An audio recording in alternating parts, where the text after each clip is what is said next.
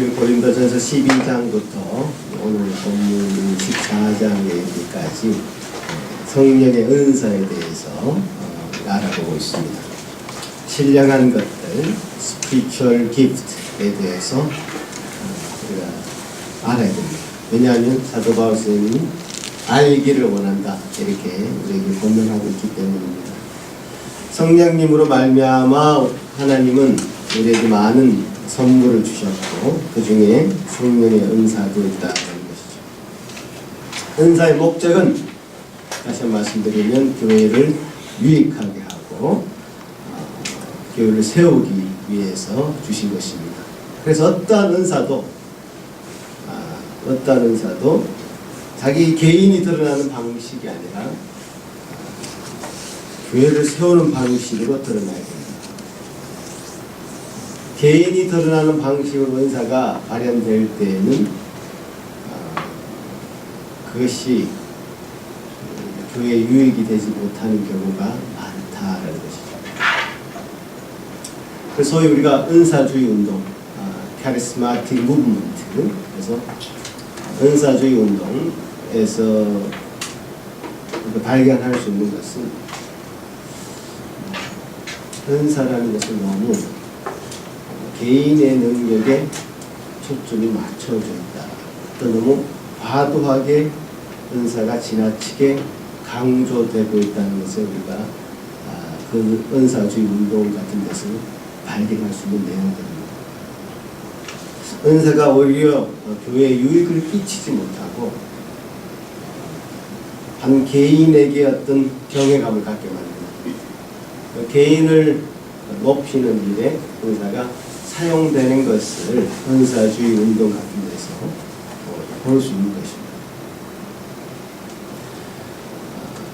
그래서 우리가 은사주의 운동, 카리스마틱 무브먼트를 경계해야 된다 이런 말씀을 제가 드리고 싶고요.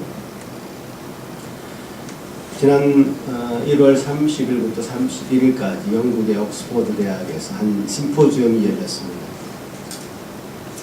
그 심포지엄에서 조나단 거슈니 박사는 한국의 그 교육열에 대해서 얘기를 했습니다. 한국의 교육열, 지나치게 비정상적이고 과도하다 이런 얘기를 하면서 마치 한국의 그 교육열은 냉전 시대에 그 군비 경쟁을 했던 것을 떠올리게 한다 이렇게 얘기했습니다. 마치 냉전 시대의 강대국들이 무기를 경쟁적으로 서로 도입을 했죠. 한 나라가 어떤 장거리 미사일을 가지면 또 다른 나라는 힘의 균형을 맞추기 위해서라는 논리로 또 어떤 무기를 구입하고 그래서 스텔스기를 구입하면 또 저쪽도 그걸 구입하고 만들고 군비를 계속 이렇게 쌓다 보니까 이 지구를 몇 번이라도 다 폭발하고 없애고 말 핵폭탄이 이 지구상에 그렇게 많다는 겁니다. 서로 군비를 자꾸 경쟁적으로 갖추다 보니까 힘의 균형을 맞추기 위해서라는 그런 논리로 그렇게 무기를 만들어 왔던 거고 경쟁을 했던 것이죠. 그러니까 한국의 교육열은 바로 그 지점에 비슷하다. 너무 과도하다. 한 아이가 어떤 능력치를 갖게 되면 그걸 가만히 두고 볼 수가 없죠. 다른 아이도 그런 걸 갖춰야 됩니다. 10시간 공부하면 자기는 10시간 반이라도 공부를 해요. 12시간 공부하면 그보다 좀 더 많이 해야 되는 것이죠. 우리 때는 공립학교 시스템이어서 사교육에 대해서 생각을 벌여서 별로 못했지만 지금 사교육에 대한 그 강조가 너무 공교육보다 많아지기 때문에 경쟁은 더 이제 가열차게 됩니다. 너무 많이 투자를 했어요. 너무 많이 과도하게 경쟁을 했습니다. 자, 근데 이 끝에 가면 어떻게 되죠? 이 경쟁의 끝은 누구는 성자가 되고 누구는 패자가 됩니다. 자, 패자의 능력치 상당합니다. 근데 그 패자는 자기가 패자라고 인식하게 되고 자기 혐오를 갖게 된다. 진짜 패자일까요? 인생의 패자일까요? 아님에도 불구하고 패자라는 인식을 갖게 되고 자기에게 그 문제점을 돌리거나 아니면 부모가 제대로 못했어요. 어떤 원인을 그쪽으로 돌리게 돼요. 평생 패자인식 가운데 살면서 원망하면서 살게 돼요. 행복하지 못한 그런 사회가 될 수밖에 없다. 그렇게 될 것으로 유추가 된다. 이렇게 평가를 하는 것이 정말 부끄러운 한국 사회의 단면을 그대로 지적한 것이죠. 이 제가 하는 말이 아니라 그 박사님이 아주 유명한 분인데 그렇게 우리 한국 사회를 꼬집고 있는 것을 제가 읽었을 때 저도 이제 교육이라는 것에 관심을 가졌고 교육개혁이라는 것에 관심을 가져서 기도하면서 그쪽에 신경을 많이 썼던 사람으로서 또 우리 동료들도 다 그런 교육 현장에 있는데요. 그들이 하는 말이 뭐냐면 대학생들이 열심히 기도했지 않습니까? 교육을 변화시켜야 된다, 바꿔야 된다. 지금 이대로는 안 된다라고 생각했지만 하나의 프레임이 되어 있어서 하나의 어떤 그 큰 프레임이 되어 있어서 그 속에 들어가 있으면 그 경쟁 체제 속에서 발을 뺄 수가 없게 됩니다. 지금 현직에 있는 우리 친구들의 솔직한 고백입니다. 내 아이는 그렇게 안 키워보려고 했지만 결국 그 능력치를 계속 올리는 일에 경쟁할 수밖에 없더라는 거죠. 그래서 시간당 100만 원짜리 과외를 받아본 적도 있고 한 타임 쪽집게 그야말로 어떤 경시대에 나가야 되는데 경시대에 그 논문을 작성하기 위해서 그 사람이 한 타임에 100만 원짜리 과외를 할 수밖에 없었다는 거죠. 이 정도 어떤 한계를 가지고 있는 경쟁 체계 속에서 우리는 자라왔고 개인의 능력치가 중요한 사회 현실을 보아왔는데요. 은사주의의 어떤 모습도 능력주의를 신봉하는 그런 모습으로 가는 것이 아닌가 그런 생각이 드는 거죠. 그래서 이 거슈너 박사는 이런 한국의 사회적인 현상을 메리토크라시라고 하는 단어로 규정을 했습니다. 그 메리토크라시가 지배하는 사회는 그러니까 능력 신봉주의, 그건 메리토크라시인데요.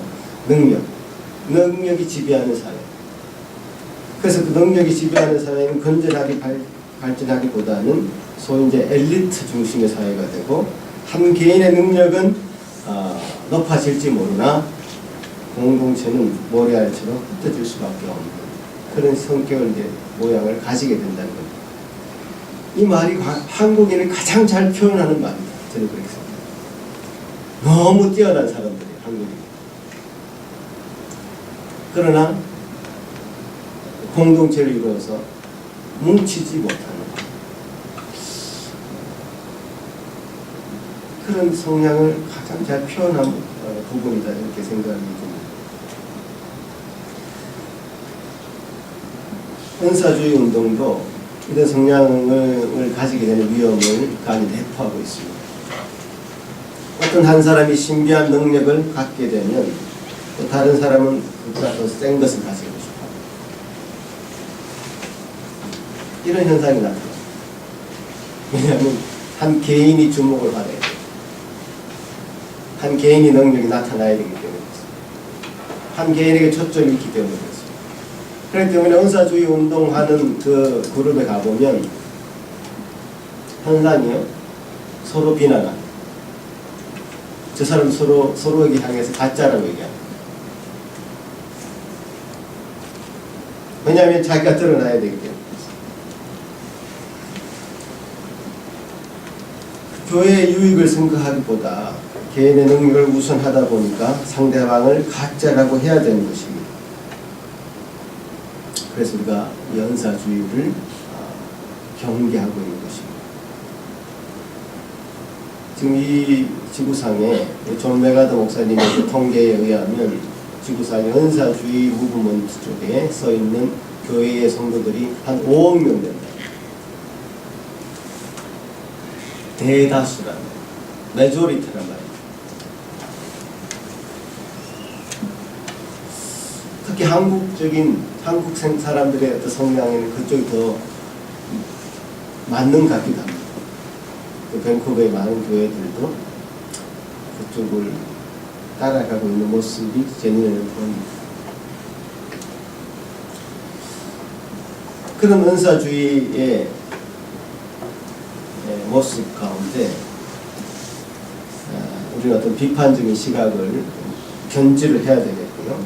왜 그런 비판적인 시각을 견지하냐면 바로 이 말씀이 그렇게 가르치고 있지 않기 때문에 그렇습니다. 그러니까 12장에서 은사를 얘기할 때 몸의 비유를 분명하게 사용했습니다. 은사라는 것을 설명하는 데 있어서 교회를 가지고 은사를 설명했고, 교회를 가지고 은사를 설명할 때 가장 잘 이해되기 쉽게 설명한 것이 바로 몸의 비유였습니다. 아주 적합한 비유죠. 은사를 설명하는. 그 부분이 굉장히 중요한 포인트입니다.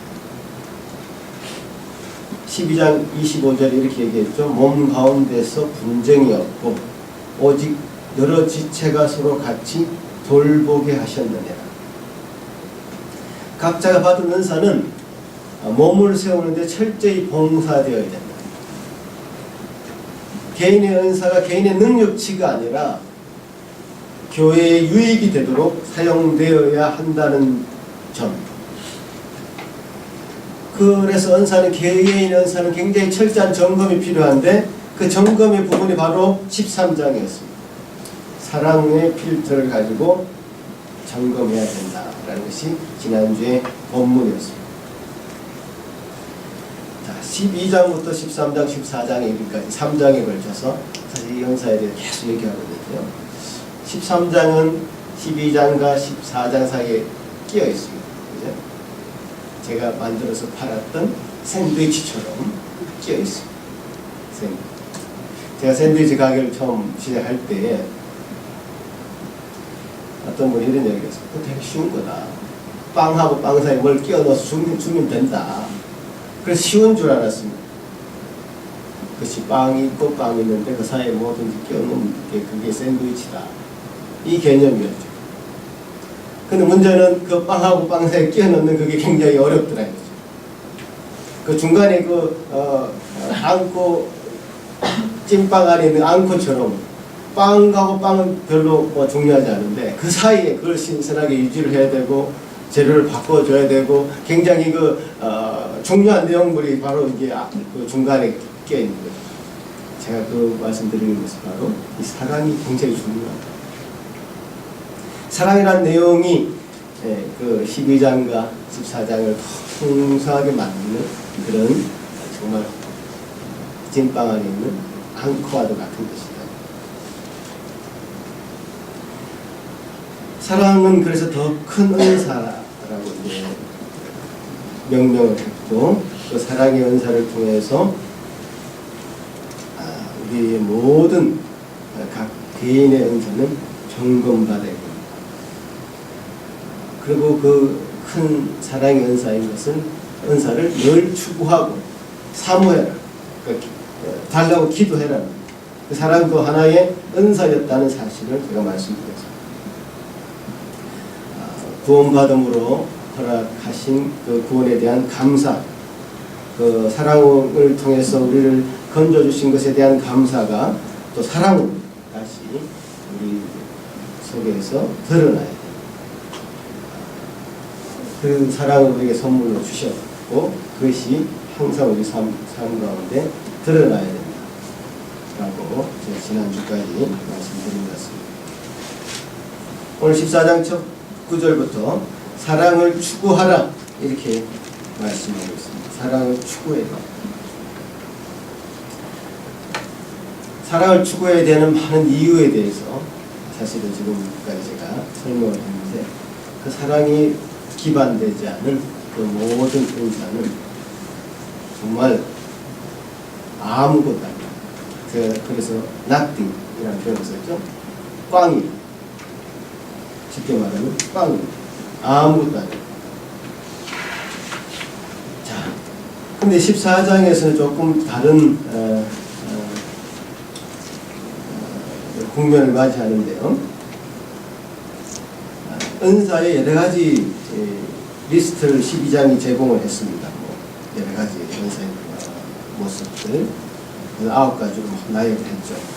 그런데 14장에서는 방언과 예언을 딱 세워놓고 대비하고 있습니다. 비교하고 있습니다. 그래서 오늘 제가 방언과 예언에 대해서 좀 더 구체적으로 여러분에게 설명을 드리고 성경이 말씀하신 바를 드러내고자 합니다. 14장 1절에서 사랑을 추구하며 신령한 것들을 사모하되 특별히 예언을 하려고 하라 라고 예언을 하려고 권면하고 있고 12절에서 방언에 대해서 얘기합니다.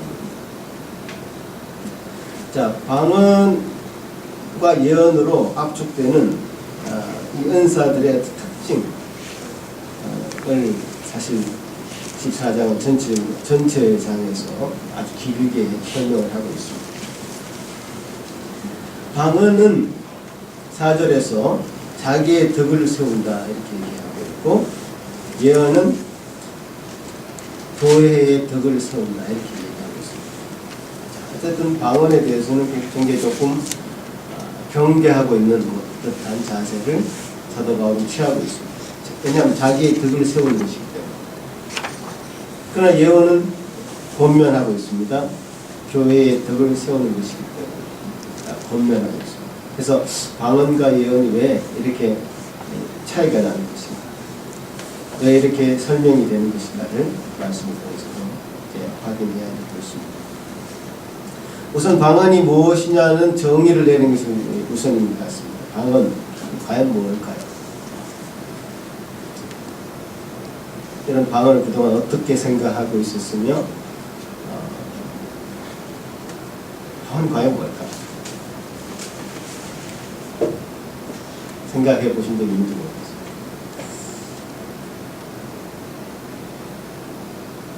방언은 우리 사도행전 공부할 때 방언에 대해서 몇 번 나왔죠. 그런데 그것들은 제가 짚어드린 것 같은데 다시 한번 말씀드리면 사도행전 전체 장에서 방언이 3번 나옵니다. 3번. 제일 첫 번째 사도행전 2장에서 오순절 다락방에서 성령이 강림하실 때에 방언이라는 것이 나왔고요. 두 번째는 사도행전 10장에서 고넬료에게 고넬료가 예수를 예수 믿을 때에 어떤 방언이라는 것이 등장했고요. 세 번째는 사도행전 19장에서 그 에베소 교회에서 그 방언이라는 것이 등장합니다. 사도행전이 이렇게 3번 이렇게 등장하는데 사도행전에 등장하는 그 방언의 그 특징들이 있습니다. 이 사도행전에 등장하는 이 방언의 특징은 구속사의 큰 그림으로 볼 때 이방으로 이 복음 사역이 확장되는데 매우 중요한 사건의 그 방언이 등장하고 있다는 것입니다. 그리고 두 번째 특징은 사도들이 그 자리에 분명히 있었다는 그 특징을 가지고 있습니다. 사도들.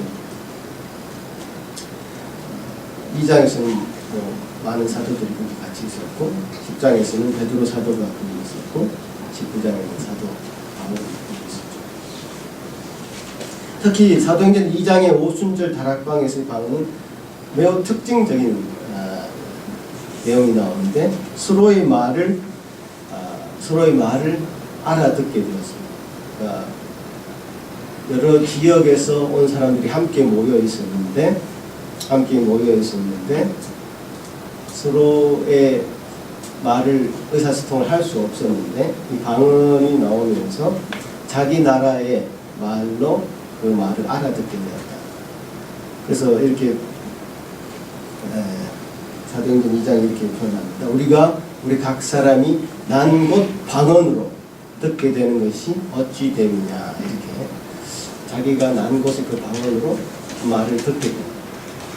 그래서 서로 의사소통을 할 수 있게 되는 그런 이 성령이 임함으로 나타난 중요한 역사였죠. 이 역사는 복음 확장의 그 시대를 여는 매우 중요한 후속사적 의미를 가지고 있었습니다. 과거의 언어는 하나였습니다. 그러나 창세기 11장의 언어가 나뉘어지고 그래서 서로 간에 단절이 생긴 사건이 생겼습니다. 이게 바로 바벨탑 사건입니다. 서로 혼란해졌고 서로는 의사소통을 할 수 없게 되어서 단절되었습니다. 서로가 서로의 말을 알아듣지 못하는 사건이 발생한 것입니다. 그러나 사도행전 2장에서 서로의 말을 알아듣게 되는 이것을 상징적으로 보여주신 것은 언어를 혼잡하게 하신 그 벌을 내리신 하나님께서 복음의 확장의 시대를 통해서 사도행전 2장의 역사를 상징적으로 보여주심으로 언어가 이제 하나가 되고 그래서 인생들의 구원의 사역을 시작하겠고 그 언어를 회복하는 그 일을 시작하시겠다는 것을 보여주신 상징적인 사건이요 단회적인 사건이요. 한때 유행했죠. 영어 공부하기 싫은데 난 방언 받으면 되겠다. 이 이야기는 성경을 잘 모르는 사람들이 이야기입니다. 그렇게 하는 사람이 증거를 대라고 내가 말하고 싶습니다. 그렇게 할 수 있는 것은 없습니다. 영어를 공부하려면 방언을 받아야 되는 게 아니라 영어 공부를 열심히 해야 됩니다.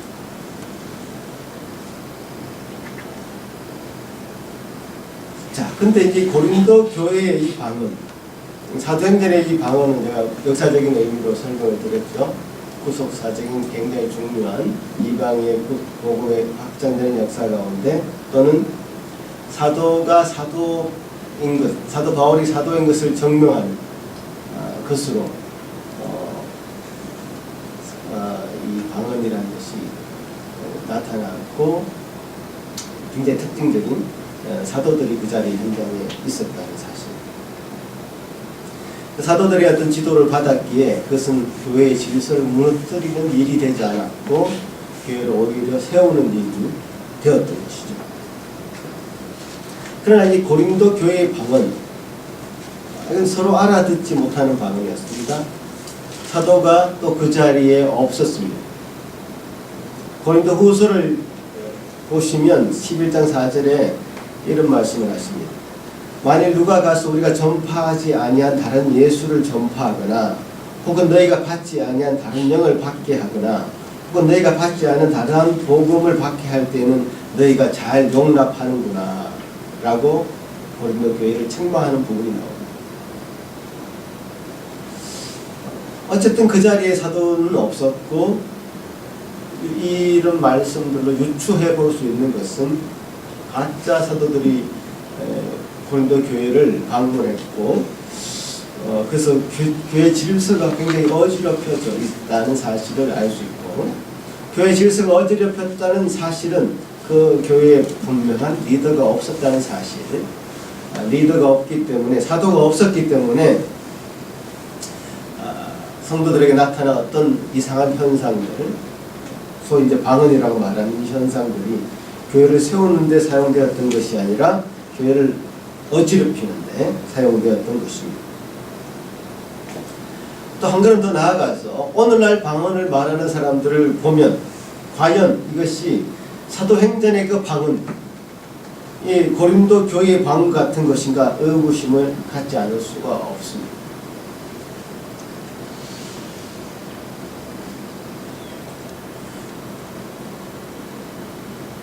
방언을 말하는 많은 사람들을 저도 보기도 했고 듣기도 했고 만나니까 뭐 주위에 있죠.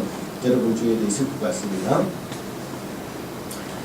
많은 사람들이 있는 데서는 방언을 하지 말라고 고린도 교회의 사도 바울이 지금 충고를 하고 있습니다만은 통성기도 할 때는 방언을 얘기합니다.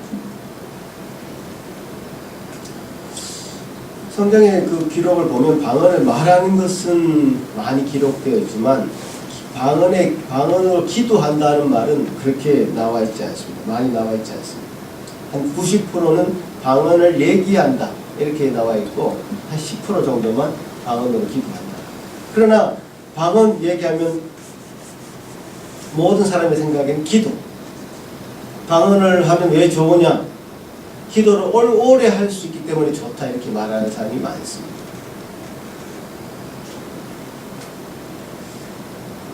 자, 근데 기도를 왜 오래 해야 되느냐?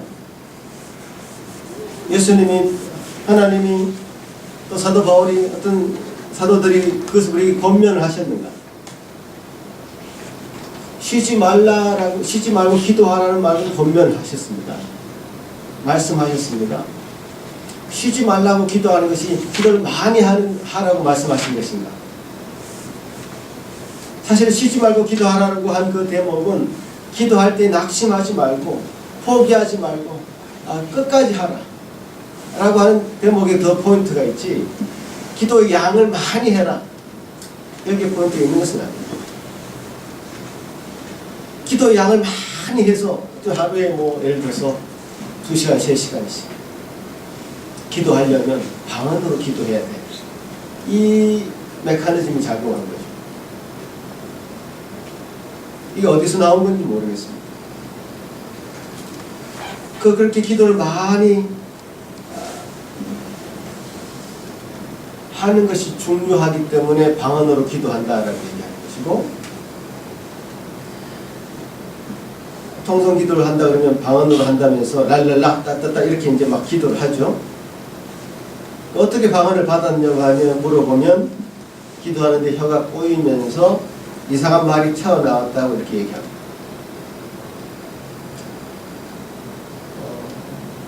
사실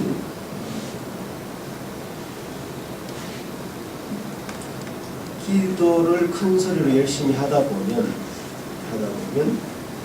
혀가 꼬이는 현상은 일어날 수 있습니다. 그러나 저는 그것을 성경이 말하는 방언이라고 이렇게 말하고 싶지는 않습니다. 그러나 사람들은 그것이 방언이라고 믿고 싶은 것이고, 나도 그런 능력을 가진 혹은 은사를 가진 사람이다라고 하는 자의식을 갖게 만드는 것이죠. 그런 자의식은 기도를 길게 많이 하는데 개인에게 유익이 될 수는 있지 모르겠지만 교회적으로는 굉장히 위험한 것입니다. 왜 위험하냐? 방언을 하지 않으면 네가 구원을 받지 않았다라고 얘기하기 때문에 그렇죠.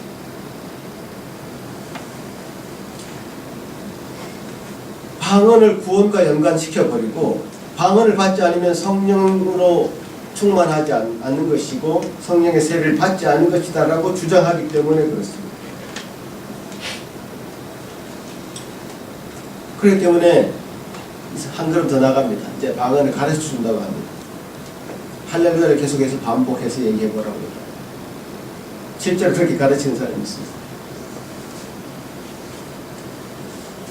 저는 이런 현상들이 한국 교육 현장에서 나타나는 메리토크라시, 능력신봉주의의 한 단면을 교회 모습에서도 그대로 보여진다고 느끼는 부분입니다.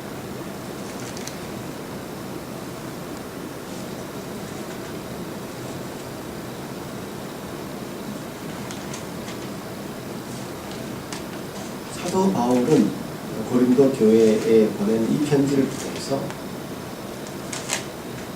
방언에 대해서 굉장히 경계하고 있는 태도로 접근하고 있습니다. 근데 왜 이 방언이라는 것이 우리 한국 교회 내에서 그렇게 중요한 것이 되어가지고 심지어 구원에까지 연관시키려고 하냐 말이죠.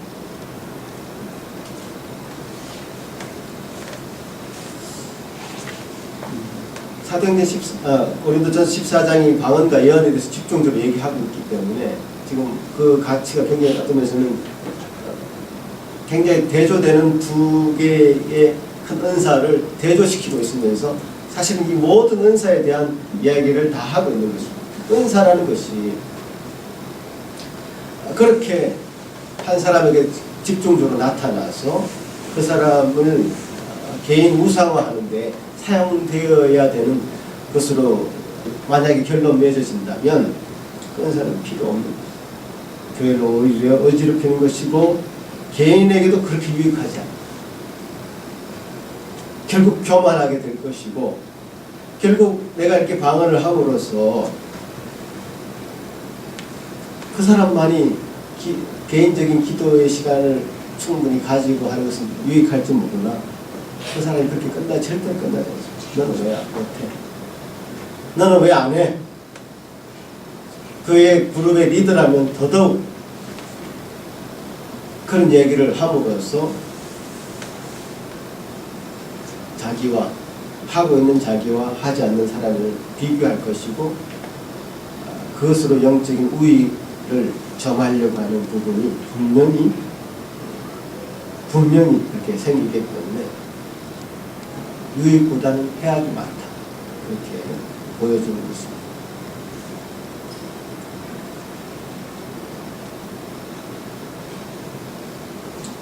또 어떤 사람은 기도를 큰 소리로 함으로 다른 사람이 내 기도 소리를 듣는 것이 불편해할 수 있습니다. 그래서 방언으로 말합니다. 그럼 작은 소리를 하면 됩니다. 속으로 하면 됩니다. 이제 소리를 질러서 굳이 소리를 질러서 그것도 이제 알아듣지 못하는 말로 함으로써 뭔가 자신의 방언을 하고 있다라고 하는 그런 것을 드러내고 나는 하나님과 영적인 교통을 하고 있다는 것을 그렇게 드러내려고 그것을 사용한다면 글쎄 한번 그 부분에 대해서 성경의 말씀을 더 유심하게 살펴볼 것을 권하는 바입니다.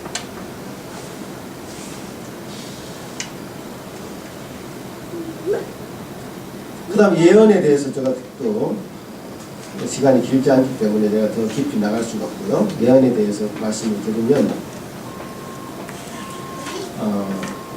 예언을 정의를 다시 한번 세워야 됩니다.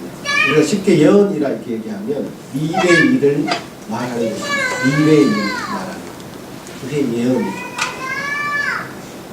그러나 그것이 뭘 점치는 그런 일이 아닙니다. 포춘텔러를 말하는 것이 아닙니다. 그 구분을 분명히 해야 됩니다. 과거나 오늘날이나 사실 어떤 철학자들이나 어떤 과학자들이나 기술을 같은 것을 동원을 해서 인류의 역사가 어디로 갈 것인지에 대한 예견은 그들 나름대로의 툴을 가지고 사실 해왔습니다. 전망을 해왔죠. 진화론이라는 것도 사실 이 인류의 역사를 전망하는 한 패턴입니다.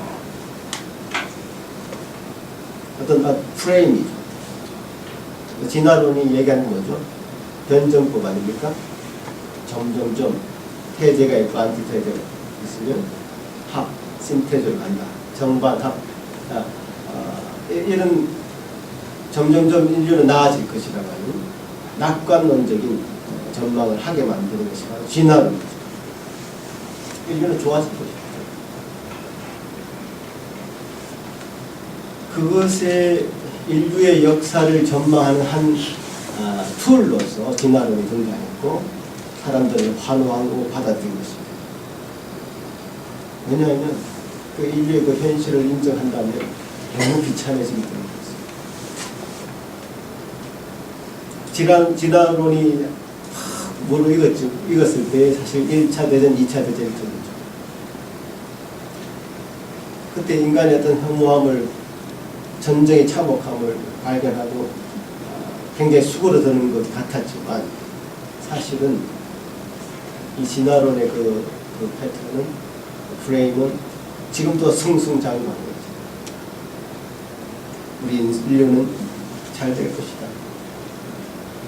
인류는 앞으로 더 나아갈 것이다.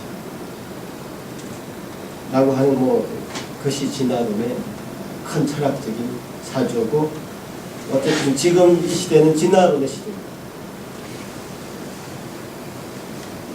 그것이 인간이 가질 수 있는 미래에 대한 자세라고 그들이 생각하고 있기 때문에 그렇죠. 인간의 어떤 미래를 그렇게 낙관적으로 보고 장밋빛으로 봐야지 지금 살아남아 있을 만한 가치가 있는 것이죠. 절망한다면, 현실을 본다면 어떻게 살아남겠냐. 다 죽어버리는 것이죠. 허무해버리죠.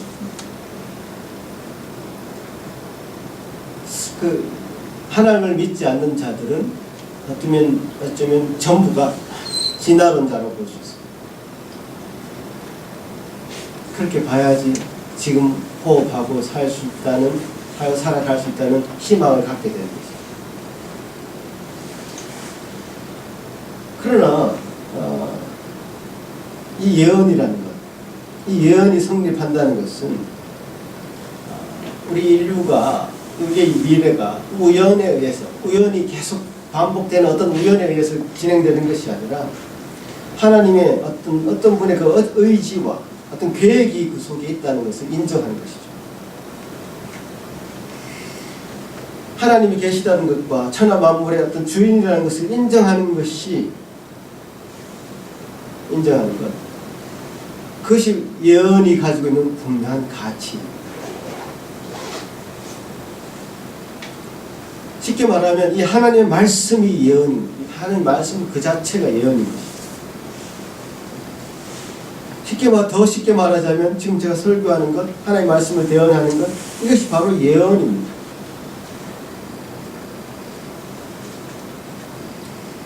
장래일을 말하게 되는 것, 그것은 어떤 개인의 생사화복을 점치는 것을 우리는 무속신앙이라고 얘기합니다. 그 무속신앙은 개인에게 초점이 맞춰져 있습니다. 개인의 어떤 생사화복에 대한, 물에 가지 마라, 어떤 날에 이사도 하지 마라, 동쪽으로 가라, 서쪽으로 가라, 귀인을 만날 것이다. 그래서 그 결론은 뭐죠? 그 사람이 잘 될 거다, 혹은 잘 안 될 거다, 죽을 거다, 살 거다, 이런 얘기를 하는 거죠. 그 속에 어떤 윤리나 도덕은 없습니다. 그러나 성경이 말하는 그 예언은 3절에서 얘기를 하죠. 3절에서 예언하는 자는 사람에게 말하며 세 가지를 얘기합니다. 덕을 세웁니다. 첫 번째. 두 번째, 권면합니다. 세 번째, 위로합니다. 4절에서 다시 한번 이 예언에 관한 부분을 얘기하면서 교회의 덕을 얘기합니다. 교회의 덕을 세운다. 5절에서도 특별히 예언하기를 원하노라. 만일 방언을 말하는 자가 통역하여 교회의 덕을 세우지 아니하면 예언하는 자만 못한다 라고 말하면서 교회의 덕이라는 부분을 한 번 더 강조합니다. 자, 이 덕이라는 것은 교회의 덕이다 이렇게 설명해도 무방할 것 같습니다. 교회의 덕을 세우기 위해서, 교회를 한마디로 세우기 위해서 예언은 필요한 것이다. 공동체를 세우기 위해서 예언은 필요한 것입니다. 공동체를 세우는 데 있어서 도덕과 윤리를 얘기하지 않으면 그 공동체가 세워지겠습니까? 너 개인이 잘 되면 좋아 라고 말하면서 개인의 능력치를, 개인의 어떤 생사학업을 점치듯이 말하면 그 공동체가 잘 되겠냐고요. 왜 저 사람만 잘 돼? 왜 나는 안 돼? 비교하지 않겠냐고요. 그 예언을 한다면서 이 기독교 안에서도 어떤 사람이 어떤 미래를 점치듯이 얘기하는 것을 예언이라고 착각하는 사람들이 많은데, 그것은 지금 사도 바울이 말씀하시는 이 예언이 아닙니다. 무당들이 하는 짓이에요.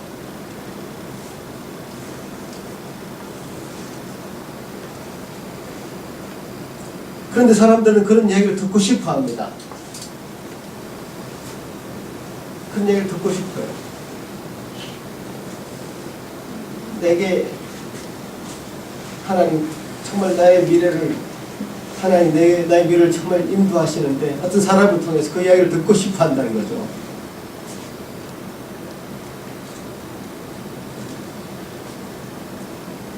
한 번 어떤 교회 목사님이 성도들에게 기도를 해주시면서 이렇게 얘기를 했답니다. 하나님이 지금 말씀하십니다. 하나님 당신을 사랑한다고 말씀하십니다. 이렇게 얘기했더니 그분이 하나님이 직접 그렇게 말씀하시는 것으로 받아들이고 너무 격렬한 반응을 하시더라고요.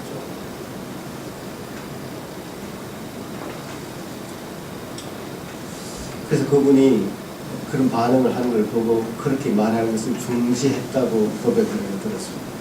그 목사님이.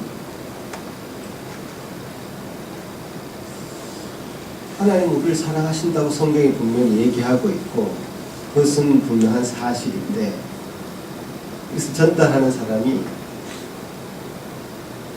어떻게 전달하느냐에 따라서 그 반응이 아주 격렬하게 그야말로 뒤로 넘어져서 격렬을 일으키고 하는 정도로 격렬한 반응을 할 수도 있고 아니면 밋밋하게 받아들일 수도 있다.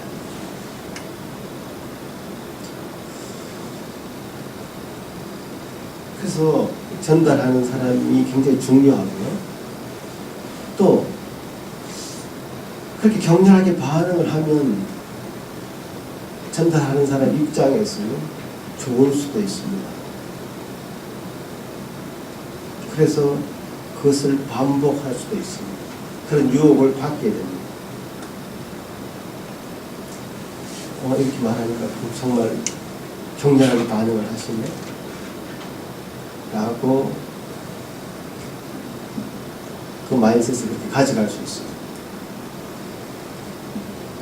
그것은 하나의 유혹 같습니다. 그러나 성도들이 너무 반응을 안 하면 말씀을 하나님 말씀으로 전달하는데 반응을 너무 안 하면 그것도 또 문제인 것입니다. 은사주의는 우리가 경계를 해야 되지만 은사를 경계하라는 말은 아니거든요. 하나님 우리에게 주신 은사가 분명히 있고 교회들을 세우기 위해서 내게 주신 그 은사를 열심히 사랑을 따라서 추구해야 되고 그 사랑을 기반으로 추구한 그 결과물로 교회가 튼튼하게 세워지고 각 개인이 풍성하게 되는 그런 일이 우리 삶 가운데 일어나야 되는데 너무 경계하다 보니까 은사라는 것 자체도 부정해버리는 그런 일이 또 생겨날 수 있다는 거죠. 그것도 아닙니다, 여러분. 그러니까 사도 바울이 지금 은사에 대해서 12장 얘기하면서 은사를 추구해야 된다. 은사를 우리에게 주셨다. 그 은사에 대해서 분명히 알기를 원한다. 라고 말씀하시면서 독려를 하고 있거든요.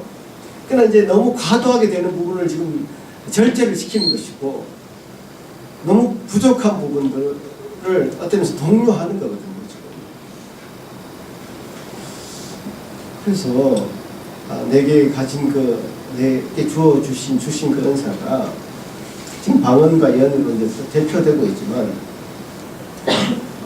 교회에 덕을 끼치고 또 서로를 권면하고 위로하는 것으로 사용이 된다면 이 예언을 분명히 사용해야 된다. 하나님 나라를 세우기 위해서 분명히 사용해야 된다. 하나님 말씀을 서로 권면해야 된다. 하나님 말씀 가운데 우리가 잘 서 있도록 서로 간에 독려를 해야 된다. 그렇게 우리에게 말씀을 하고 있는 부분입니다. 광언으로 대변되는, 예언으로 대변되는 이 모든 은사들, 이 원리는 똑같이 적용될 것입니다. 사랑을 축구하여 사랑 안에서 모든 은사를 질서 있게 사용하고, 그 교회 안에서 그것이 잘 질서 있게 사용된다면 그것은 교회에 덕을 끼치는 것이 될 것이고, 그것은 결국 하나님의 영광을 위해서 다들 사용하게 될 것이다. 그렇게 말씀하고 있는 것이죠. 그래서 그런 아기의 목욕물을 버리기 위해서 아기까지 버리는 그 물을 범하지 말아야 돼요. 목욕물은 분명히 버려야 되겠지만 아기는 버리지 마십시오. 내용은 붙잡으십시오. 은사라고 하는 그 내용은 붙잡으시고, 경계하고 있는 부분, 너무 지나치게 과도한 부분들, 그래서 교회 질서를 어지럽히는 부분들은 경계하고, 그래서 이 은사라는 것을 통해서 교회가 더 든든하게 세워져 나가고 힘있게 복음 사역을 위해서 쓰임받고 확장하는, 온전히 우리들의 은사가 다 사용되는 그런 일들이 우리 삶 속에서, 우리 교회에서 일어나야 될 것입니다. 이것이 바로 하나님의 그 예언의 말씀인 것입니다. 기도하겠습니다. 하나님 아버지, 감사합니다. 주님, 우리에게 주신 이 말씀 귀하게 받고 마음속에 잘 새기기를 기도합니다. 교회가 잘 세워지기 위하여 우리 선물로 주신 은사가 잘 사용되기를 소망합니다. 주님, 사랑 안에서 우리 주신 그 모든 은사가 잘 활용될 수 있도록 추구하며 나아가기를 소망합니다. 그래서 결과 우리 모든 성도들이 하나 되고 한 마음이 되어서 주님 안에서 잘 자라나가는 저희 교회 모든 성도들이 될 수 있도록 도와주시고, 또 그 결과 교회가 잘 성장할 수 있도록 도와주시옵소서. 감사합니다. 예수님 이름으로 기도합니다. 아멘.